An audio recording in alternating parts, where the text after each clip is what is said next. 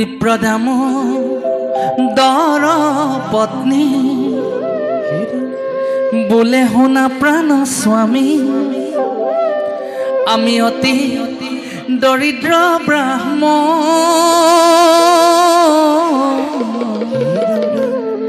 আমি অতি দৰিদ্ৰ ব্ৰাহ্মণ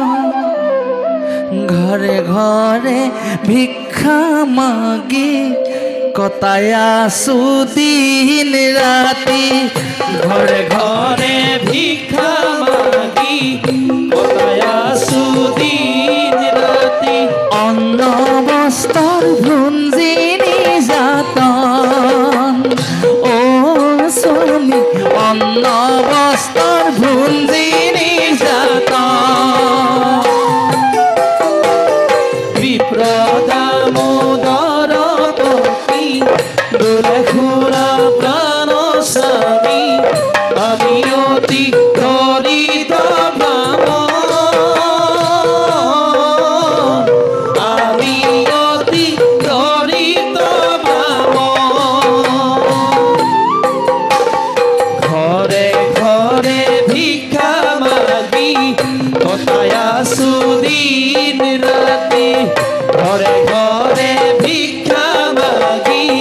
কটাই আছো দিন ৰাতি অন্ন বস্ত্ৰ ভুঞ্জি নিৰ্যাতন অ স্বামী অন্ন বস্ত্ৰ ভুঞ্জি নিৰ্যাতন ৰাম ৰাম তোমাৰ শৈশৱৰ সখা এবাৰ কৰি দেখা কি জানিবা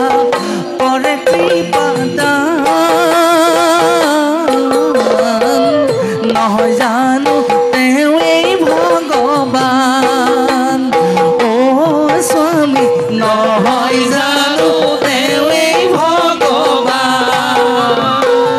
হে ৰাম ৰাম বিপ্ৰদামোদৰ পতি বোলে শুনা প্ৰাণ স্বামী আমি অতি দৰিদ্ৰ ব্ৰাহ্মণ আমি অতি দৰিদ্ৰ ব্ৰাহ্মণ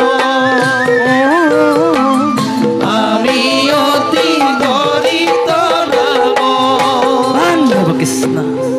পত্নীৰ সেইটো উপদেশ তুমি কৃষ্ণ ওচৰলৈ যাত্ৰা কৰা আমাৰ দৰিদ্ৰ জীৱনৰ অৱসান ঘটিব তেতিয়া পত্নীৰ কথা শিৰোগত কৰি দামোদৰ বিপ্ৰদাৰকলৈ যাত্ৰা কৰিব এতিয়া সুদা হাতখন লৈ কেনেকৈ যাব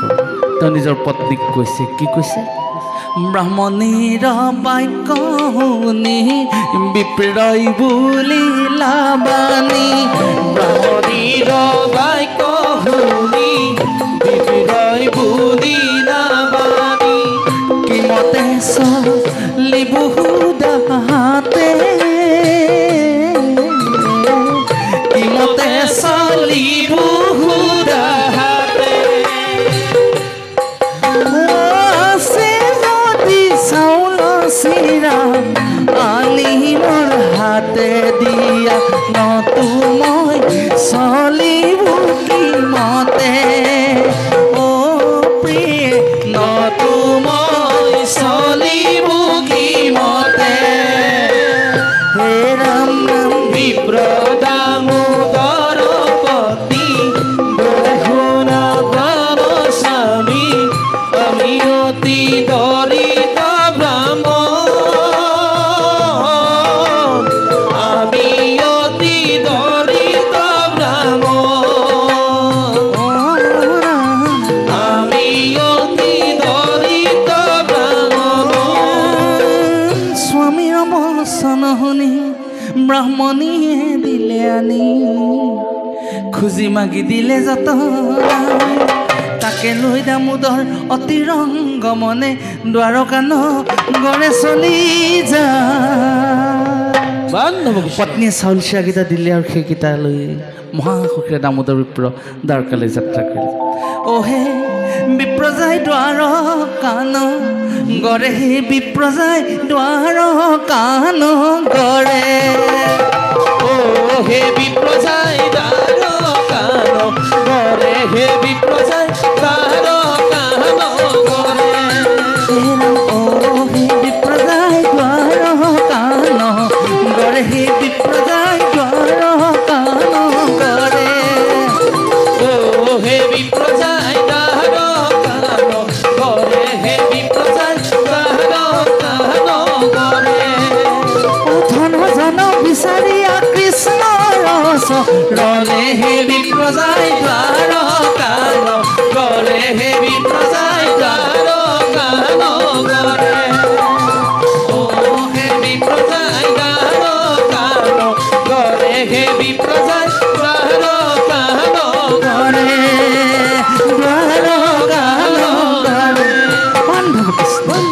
শ্ৰীকৃষ্ণৰ চৰণ চিন্তা কৰি দামোদৰ বিপ্ৰ দ্বাৰকাত উপস্থিত হ'ল শ্ৰীকৃষ্ণ হেৰাম যায় বিপ্ৰ দ্বাৰকা কচলি পাইলা বিপ্ৰ দ্বাৰকা নগৰী পাইলা বিপ্ৰ দ্বাৰকা নগৰী কৃষ্ণে যেন কৰিলে শৈশৱৰ সখা মোৰ বিপ্ৰ দামোদৰ শৈশৱৰ সখা মোৰ বিপ্ৰ দামোদৰ